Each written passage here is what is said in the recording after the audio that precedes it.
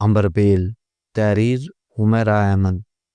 وہ ابھی تک سو رہا ہوگا، آپ نے خواہ مخواہ ہی اسے مجھے چھوڑنے کے لیے کہا۔ علیزہ نے گھڑی دیکھی۔ میں پتہ کرواتی ہوں، سو بھی رہا ہوگا تو ملازم اٹھا دے گا۔ یہ کون سا اتنا بڑا پرابلم ہے؟ نانو نے اطمینان سے کہا تھا۔ ملازم کو آواز دے کر انہوں نے اسے عمر کے کمرے میں بھیجا تھا۔ ملازم چند منٹوں میں ہی واپس آ گیا تھا۔ عمر اس کے پیچھے تھا۔ اس کے حلیے سے لگ رہا تھا کہ وہ ابھی ابھی سو کر اٹھا ہے۔ وہ نائٹ سوٹ اور سلیپرز میں ملبوس تھا۔ نانو نے مسکراہٹ کے ساتھ اس کا استقبال کیا تھا۔ تمہیں یاد نہیں رہا کہ تمہیں آج لیزا کو ایئرپورٹ چھوڑنے جانا ہے؟ نانو نے اس سے پوچھا۔ مجھے جگانے کے لیے ملازم کو بھیجنا پڑا۔ نہیں، ملازم کے جانے سے پہلے ہی اٹھا ہوا تھا، مجھے یاد تھا، میں الارم لگا کر سویا تھا۔ علیزہ نے 7 بجے تیار ہو کر نیچے آنا تھا۔ میں نے سوچا 15 منٹ میں وہ بریک فاسٹ کرے گی۔ میں 7:10 کا الارم لگا کر سویا اور 5 منٹ میں یہاں ہوں۔ اس نے انگلیوں سے بالوں میں کنگھی کرتے ہوئے بتایا، اس کی ہر چیز ہمیشہ کی طرح تھی۔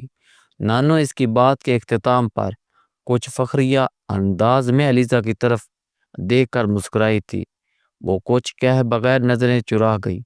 چلیں علیزہ، عمر نے اس بار علیزہ سے پوچھا۔ وہ خاموشی سے کھڑی ہو گئی۔ آؤ، میں تمہیں بیر تک چھوڑ آتی ہوں۔ نانو نے علیزہ کا ہاتھ پکڑ لیا تھا۔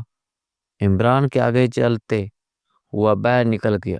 وہ گاڑی سٹارٹ کر رہا تھا جب نانو نے اسے گلے لگا کر خدا حافظ کہا تھا۔ وہاں جاتے ہی مجھے رنگ کر لینا، مجھے تسلی ہو جائے گی، انہوں نے علیزہ سے کہا تھا، اور کوشش کرنا کہ جلدی آ جاؤ۔ علیزہ نے مسکرا کر سر ہلا دیا۔ عمر نے فرنٹ ڈور کھول دیا تھا۔ علیزہ نے ایک بار پھر نانو کی طرف ہاتھ ہلایا اور گاڑی میں بیٹھ گئی۔ نانو وہیں پورچ میں کھڑی ہاتھ ہلاتی رہی تھی۔ بہت خوش ہو علیزہ؟ گاڑی سڑک پر لاتے ہی عمر نے اس سے پوچھا تھا۔ ہاں، اس نے اس کی طرف دیکھے بغیر جواب دیا تھا۔ تمہارے پاپا بھی بہت خوش ہوں گے، ظاہر ہے وہ تو مجھ سے بھی زیادہ خوش ہوں گے، اس نے فخریہ انداز میں کہا تھا۔ وہاں ایئرپورٹ پر کون ریسیو کرے گا تمہیں؟ عمر نے مرر ٹھیک کرتے ہوئے پوچھا۔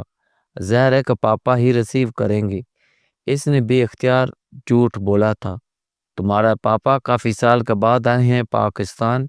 اس نے پوچھا تھا۔ ہاں، 3 سال کے بعد۔ تم 3 سال کے بعد مل رہی ہو؟ 4 سال بعد؟ ہر سال کیوں نہیں ملتی؟ بس ویسے ہی، پاپا تو مجھے مسقط بلاتے رہتے ہیں، مگر میرا دل نہیں چاہتا وہاں جانے کو۔ میں ممی کے پاس چلی جاتی ہوں، اس لیے کہ مسقط میں بہت گرمی ہوتی ہے۔ میں سوچتی ہوں شاید مجھے وہاں کا موسم سوٹ نہ کرے۔ مجھے اصل میں آسٹریلیا میں زیادہ مزہ آتا ہے۔ وہ یکے بعد دیگرے وضاحتیں کرتی جا رہی تھی۔ عمر جہانگیر نے گردن موڑ کر چند لمحے اسے دیکھا تھا۔ ہاں واقعی، آسٹریلیا میں رہنے میں زیادہ مزہ آتا ہے، میں بھی چند سال وہاں پہلے گیا تھا۔ اس نے جیسے اس کے جھوٹ میں اس کی مدد کی۔ علیزہ نے گردن موڑ کر اس کی طرف دیکھا تھا۔ وہ ایک بار پھر ونڈو سکرین کی طرف متوجہ تھا۔ اس کا چہرہ بے تاثر اور پرسکون تھا۔ وہ کچھ مطمئن ہو گئی تھی۔ ہاں، آسٹریلیا میں زیادہ مزہ آتا ہے، اس لیے میں وہیں جاتی ہوں۔ اس نے ایک بار پھر اپنی بات دہرائی تھی۔ گاڑی میں ایک بار پھر خاموشی چھا گئی۔ راستے میں ایک فلاور شاپ پر اس نے گاڑی کا بکی لائنز روک دی۔ کچھ کہے بغیر وہ گاڑی سے اتر گیا تھا۔ چند منٹ بعد جب اس کی واپسی ہوئی تو اس کے ہاتھ میں سفید لیلی تھا۔ اس نے گاڑی میں بیٹھتے ہی سے علیزہ کی گود میں رکھ دیا تھا۔ وہ بہت حیران ہو گئی۔ یہ تمہارے لیے ہے، اس نے ایک مسکراہٹ کے ساتھ کہا تھا۔ مگر کس لیے؟ پھول دینے کے لیے کسی وجہ کی ضرورت تو نہیں ہوتی، بغیر کسی وجہ کے تو دیے جا سکتے ہیں، اور میں تو ویسے بھی تمہیں بہت سے گفٹ دیتا رہتا ہوں، تم انہیں بھی گفٹ سمجھو، اس نے گاڑی سٹارٹ کرتے ہوئے کہا تھا۔ وہ کچھ دیر اس کا چہرہ دیکھتی رہتی۔ تھینک یو، کچھ دیر کے بعد اس نے کہا تھا۔ ویلکم۔ اس نے اسی پر سکون انداز میں کہا تھا۔ ایئرپورٹ پر گاڑی پارک کرنے کے بعد اس نے علیزہ کا بیگ اٹھا لیا تھا۔ علیزہ نے اس سے بیگ لینا چاہا۔ اٹس آل رائٹ علیزہ، میں تمہیں اندر چھوڑ آتا ہوں۔ اس نے بیگ نہیں دیا تھا۔ علیزہ نے دوبارہ اصرار نہیں کیا تھا۔ تم واپس کب آؤ گی؟ اس کے ساتھ چلتے ہوئے اس نے پوچھا۔ تقریباً 1 ہفتے کے بعد، یا شاید کچھ دن زیادہ لگ جائیں۔ اس نے اسے بتایا تھا، واپسی پر تمہیں ایک اور خوشخبری ملے گی۔ اس نے سرسری انداز میں کہا تھا۔ علیزہ نے چونک کر اسے دیکھا تھا۔ وہ نارمل انداز میں مسکرایا تھا۔ کیسی خوشخبری؟ یہ تو تمہیں واپسی پر ہی پتہ چلے گی۔ پھر بھی آپ بتائیں تو صحیح۔ اس نے اصرار کیا تھا۔ بس یہ تمہیں واپس آنے کے بعد ہی پتہ چلے گا۔ وہ ٹاس سے مس نہیں ہوا تھا۔ علیزہ نے اس کی طرف دیکھ کر کندھے اچکا دیے۔ بیگ سے تھماتے ہوئے اس نے علیزہ کو خدا حافظ کہا تھا۔ وہ اندر جانے کے لیے مڑ گئی تھی۔ علیزہ، اسے اپنے پیچھے اس کی آواز سنائی دی۔ اس نے مڑ کر دیکھا۔ آئی ویل مس یو، اپنی مخصوص مسکراہٹ کے ساتھ اس نے انگلش میں کہا تھا۔ وہ کچھ حیرانی سے اسے دیکھتی ہوئی واپس مڑ گئی۔ اگلے دن یونیورسٹی میں اس کا دل نہیں لگا تھا۔ گھر واپس آتی وہ سیدھا کچن میں گئی۔ نانو رات کے لیے کیا پکوا رہی ہے؟ کوئی خاص چیز کھانے کو دل چاہ رہا ہے؟ نانو نے مسکراتے ہوئے پوچھا تھا۔ نہیں، میں اپنے لیے نہیں، عمر کے لیے پوچھ رہی ہوں۔ اس کے لیے کیا بنوا رہی ہیں؟ نانو کرسی پر بیٹھی ملازم سے فریزر صاف کروا رہی تھی۔ انہوں نے کچھ حیرانی سے دیکھا تھا۔ عمر کے لیے تو کچھ بھی نہیں بنوا رہی۔ کیوں نانو؟ وہ کچھ حیران رہ گئی۔ آپ کو یاد ہے نا کہ وہ رات کو آ رہا ہے؟ ہاں مجھے یاد ہے۔ وہ 2 بجے کی فلائٹ سے یہاں آئے گا۔ پہنچتے پہنچتے اسے 3 بج جائیں گے۔ ظاہر ہے کہ اس وقت تو وہ کھانا نہیں کھائے گا، سیدھا سونے کے لیے چلا جائے گا۔ پھر بھی نانو، فرض کریں اس نے کھانا نہ کھایا ہوا تو یہ فرض کرنے والی بات ہی نہیں۔ وہ رات کا کھانا یقیناً فلائٹ ہی میں کھائے گا۔ تم جانتی ہو کہ کھانے کے معاملے میں وہ کتنا باقاعدہ ہے۔ پھر بھی نانو، بھوک کا کیا ہے؟ وہ تو کسی بھی وقت لگ سکتی ہے اگر اس نے کچھ کھانے کے لیے مانگ لیا۔ بعض دفعہ تم حماقت کی حد کر دیتی ہو علیزہ۔ اس طرح بات کر رہی ہو جیسے گھر میں کھانے کے لیے کچھ ہوا ہی نہیں۔ تمہیں پتہ ہے ہر وقت فریج میں 2-3 ڈشز ضرور ہوتی ہیں۔ بھوکا نہیں سوئے گا وہ۔ علیزہ کچھ شرمندہ سی ہو گئی تھی۔ البتہ کل کے لیے میں کافی ڈشز بنوا رہی ہوں، تم دیکھ لینا، بلکہ خود بھی خانسامہ سے کہہ دینا۔ اگر کوئی خاص چیز وہ بھول جائے تو۔ وہ اب دوبارہ ملازم کی طرف متوجہ ہو چکی تھی۔ میں دیکھ لوں گی، آپ فکر نہ کریں۔ وہ کچن سے باہر آ گئی تھی۔ لانچ کی گھڑی 3 بجا رہی تھی اور وہ رات کے 3 بجے گھر پہنچے گا۔ ابھی پورے 12 گھنٹے باقی ہیں اور مجھے ان 12 گھنٹوں میں کیا کرنا چاہیے؟ اس نے سوچنے کی کوشش کی تھی۔ آپ نے کمرے میں جا کر رات کو پہننے کے لیے کپڑے دیکھنے شروع کر دیے تھے۔ پھر ایک لباس اس نے منتخب کر ہی لیا۔ ایک خیال آنے پر وہ واپس کچن میں آ گئی تھی۔ نانو، عمر ڈرائیور کو پہچانے گا کیسے؟ یہ ڈرائیور تو نیا ہے اور ڈرائیور بھی عمر کو نہیں پہچانتا۔ میں ڈرائیور کو عمر کی تصویر دکھا دی تھی۔ مزید احتیاط کے طور پر میں نے اسے کارڈ پر عمر کا نام لکھ دیا ہے۔ عمر کارڈ اس کے پاس دے کر خود ہی آ جائے گا۔ ہاں یہ ٹھیک ہے۔ وہ مطمئن ہو کر واپس اپنے کمرے میں آ گئی تھی۔ رات کا کھانا اس نے نانو کے ساتھ 8 بجے کھا لیا۔ پہلی بار کلاک کو بار بار دیکھتے ہوئے اسے احساس ہوا تھا کہ وقت کو پر نہیں لگتے، بلکہ بعض دفعہ وقت بالکل رک بھی جاتا ہے۔ اس کی تیز رفتاری ہی صبر آزما نہیں ہوتی، بعض دفعہ اس کی سست رفتاری بھی تکلیف دہ ہوتی ہے۔ نانو، آپ ڈرائیور کو کتنے بجے بھیجیں گے؟ خانے سے فارغ ہو کر علیزہ نے پوچھا تھا۔ 1 بجے۔ آپ عمر کا انتظار کریں گی؟ ظاہر ہے مجھے تو ویسے بھی رات کو نیند نہیں آتی، مگر تم چاہو تو جاؤ کر سو جاؤ۔ نہیں نانو، میں بھی انتظار کروں گی، تمہیں صبح یونیورسٹی جانا ہے، نانو نے اسے یاد دلایا۔ ہاں مجھے پتا ہے، لیکن کچھ نہیں ہوگا، اس نے ان کی یاد دہانی کو سنی انسنی کرتے ہوئے کہا تھا۔ خانے سے فارغ ہو کر وہ نانو کے ساتھ لاؤنج میں بیٹھ گئی۔ ٹی وی پروگرام دیکھتے ہوئے وہ ساتھ ساتھ عمر کے بارے میں بھی باتیں کرتی جا رہی تھی۔ 1 بجے انہوں نے بیل گاڑی کے سٹارٹ ہو کر جانے کی آواز سنی تھی۔ گھڑی کی سوئیاں بہت سست رفتاری سے آگے بڑھ رہی تھی۔ 1:30، 2، 2:30، 3، 3:15 بجے انہوں نے گیٹ پر ہارن کی آواز سنی تھی۔ عمر آ گیا ہے، بے اختیار علیزہ کے منہ سے نکلا تھا۔ وہ نانو کے ساتھ لاؤنج کا دروازہ کھول کر باہر آ گئی تھی۔ گاڑی پورچ میں داخل ہو رہی تھی۔ علیزہ کو ایک جھٹکا لگا تھا، گاڑی میں کوئی بھی نہیں تھا۔ اس نے حیرانی سے دیکھا، نانو گاڑی میں عمر نہیں ہے، پتہ نہیں کیا بات ہے، نانو بڑبڑا رہی تھی۔ ڈرائیور گاڑی کا دروازہ کھول کر باہر آ گیا تھا۔ کیا ہوا اعظم، عمر کہاں ہے؟ نانو نے اس سے پوچھا۔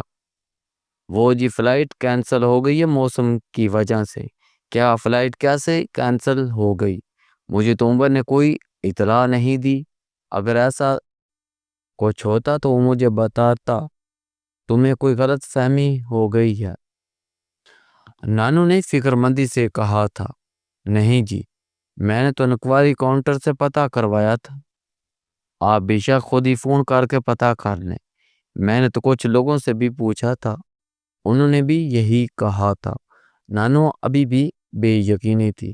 سمجھ میں نہیں آ رہا کہ اس نے مجھے بتایا کیوں نہیں، ہو سکتا ہے عمر بھول گیا ہو، علیزہ نے کچھ مایوسی سے کہا تھا۔ نہیں عمر اتنا لاپرواہ تو نہیں ہو سکتا۔ بیگم صاحب اب میں کیا کروں؟ ڈرائیور نے پوچھا تھا۔ ٹھیک ہے تم بھی جا کر سو جاؤ، علیزہ نے نانو کے ساتھ اندر جاتے ہوئے کہا۔ عمر کو اطلاع دینی چاہیے تھی، نانو اب بھی فکر مند تھی، ہو سکتا ہے ابھی کچھ دیر تک اس کا فون آ جائے یا صبح فون کر دے۔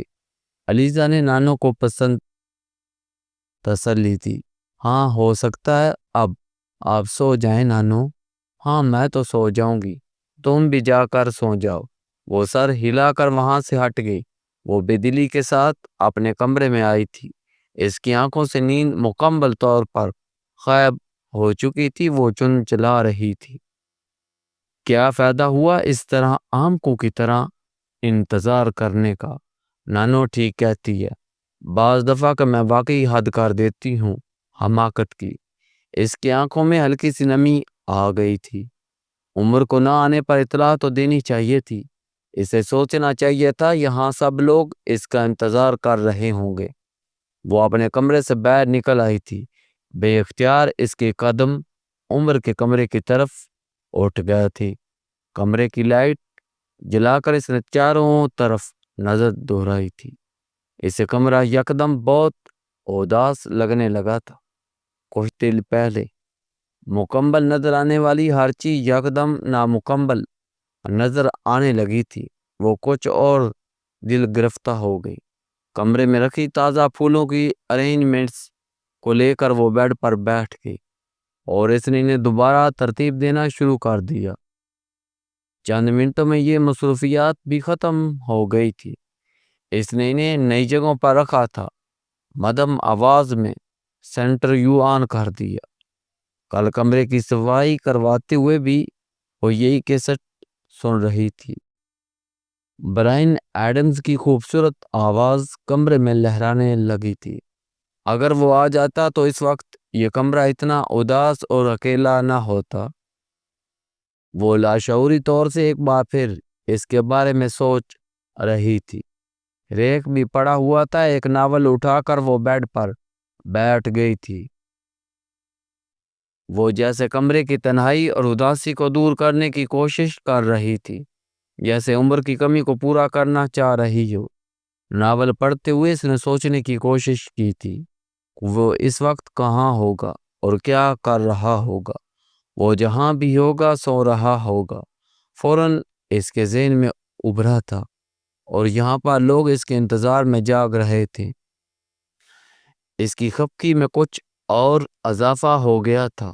ناول پڑھتے ہوئے سے اپنی آنکھیں بوجھل ہوتی ہوئی محسوس ہوئیں۔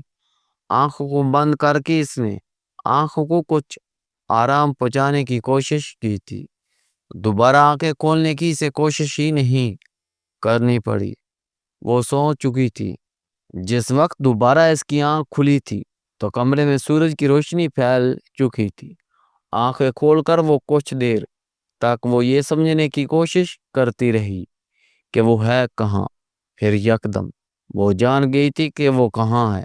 اسے حیرانی ہوئی تھی کہ وہ وہاں کیسے سو گئی۔ اس نے یاد کرنے کی کوشش کی وہ سونے سے پہلے کیا کر رہی تھی۔ اسے یاد آ گیا وہ ناول پڑھ رہی تھی۔ اور پھر مجھے نیند آ گئی۔ اس کی نظر سامنے دیوار پر لگے وال کلاک پر پڑی تھی۔ 10:30 بجنے والے تھے اور وہ ہکا بکا رہ گئی تھی۔ میں اتنی دیر تک سوتی رہی۔ وہ اٹھ کر بیٹھ گئی۔ نانو نے یہ سوچ کر مجھے اٹھانے کی کوشش نہیں کی ہوگی۔ میں رات کو دیر سے سوئی تھی، اب اپنی نیند پوری کر لوں، اس نے سوچا تھا۔ بائیں ہاتھ سے جمائی روکتے ہوئے اس نے اپنی ٹانگوں سے کمبل ہٹانا چاہا اور ایک بار پھر رک گئی۔ اس نے یاد کرنے کی کوشش کی کہ کیا رات کو اس نے اپنے اوپر کمبل لیا تھا۔ اسے یاد تھا کہ جس وقت وہ ناول پڑھ رہی تھی اس وقت اس نے کمبل نہیں اوڑھا تھا۔ ہو سکتا ہے نیند میں لے لیا ہو، اس نے سوچا تھا۔ کمبل ہٹانے کے بعد اس نے بیڈ پر ناول دیکھنے کی کوشش کی۔ ناول بیڈ پر نظر نہیں آیا تھا۔ اس نے نیچے کارپٹ پر دیکھا، ناول وہاں بھی گرا نہیں تھا۔ وہ کچھ الجھ گیا۔ ناول کو وہیں ہونا چاہیے تھا۔ اس نے گردن موڑ کر سائیڈ ٹیبل پر دیکھا اور کچھ دیر تک وہ اسے دیکھتی رہ گئی۔ ناول کو وہاں ہونا چاہیے تھا۔ اسے یاد ہی نہیں تھا کہ اس نے ناول وہاں رکھا تھا۔ ہو سکتا ہے کہ میرے سونے کے بعد نانو وہاں آئی ہو اور ناول اٹھا کر یہاں رکھ دیا ہو۔ اسے بالآخر خیال آیا اور وہ کچھ شرمندہ سی ہو گئی۔ پتہ نہیں میرے یہاں ہونے پر نانو نے کیا سوچا ہوگا اور اب مجھے کیا بہانہ کرنا چاہیے۔ کمبل طے کرتے ہوئے وہ سوچ رہی تھی۔ کمبل طے کرنے کے بعد اس نے سوئچ پینل کو دیکھا۔ سارے سوئچ آف تھے۔ سینٹر یو بھی آف کر دیا گیا تھا اور اب تو اس بات میں کوئی شک ہی نہیں رہ گیا تھا کہ نانو وہاں آئی تھی۔ اس نے بیڈ کی چادر ٹھیک کی اور اپنا دوپٹہ اٹھا کر کمرے سے نکلنے لگی تھی کہ جب اس کی نظر ڈریسنگ ٹیبل پر پڑی تھی وہ ساکت ہو گئی۔ وہاں ایک والٹ اور برسٹ واچ پڑی تھی۔ وہ بے یقینی سے ان چیزوں کو دیکھ رہی تھی۔ پھر اس نے کمرے کا تفصیلی جائزہ لیا۔ کمرے میں اور کچھ بھی نہیں تھا۔ پھر خیال آنے پر وہ لپک کر ڈریسنگ روم کی طرف گئی اور دروازہ کھولتے ہی اس کے لبوں پر ایک مسکراہٹ نمودار ہو گئی۔ وہاں 2 بھاری بھرکم سوٹ کیس پڑے ہوئے تھے۔ وہ تقریباً بھاگتی ہوئی کمرے سے باہر آئی تھی۔ نانو کو آوازیں دیتی ہوئی لاؤنج میں آ گئی۔ ادھر کچن میں ہوں، علیزہ کیا ہو گیا ہے؟ نانو کی آواز ایسے سنائی دی۔ وہ کچن کی طرف چلی گئی۔ نانو سلاد بنا رہی تھی۔ نانو عمر آ گیا ہے۔ نانو نے اپنی مسکراہٹ چھپا لی تھی۔ نہیں تم نے؟ کس نے کہا؟ انہوں نے انجان بنتے ہوئے کہا۔ علیزہ نے ان کی مسکراہٹ دیکھ لی تھی۔ نانو پلیز جھوٹ نہ بولے، عمر آ گیا، مجھے پتہ ہے۔ وہ کرسی کھینچ کر اس کے پاس بیٹھ گئی۔ ہاں آ گیا، صبح 4:30 بجے آیا تھا، مگر اس کی تو فلائٹ تو کینسل ہو گئی تھی۔ مگر وہ اس فلائٹ سے نہیں آیا اور تم نے یہ کیا بے وقوفی کی؟ سارا دن کمرہ تیار کرنے کے بعد خود وہاں جا کر سو گئی۔ نانو نے اسے ڈانٹنا شروع کر دیا۔ وہ بیچارہ تھکا ہوا تھا۔ اپنے کمرے میں گیا تو وہاں تم سوئی ہوئی تھی۔ وہ واپس آ گیا اور تمہیں جگانا چاہتی تھی، مگر اس نے منع کر دیا اندر جانے سے۔ اس نے کہا کہ وہ کہیں اور سو جائے گا۔ میں نے اسے ایک کمرہ کھول دیا، مگر کمبل وغیرہ سارے اسٹور میں تھے۔ پھر میں نے اسے اپنا کمبل دے دیا اور خود تمہارے کمبل سے لے آئی۔ نانو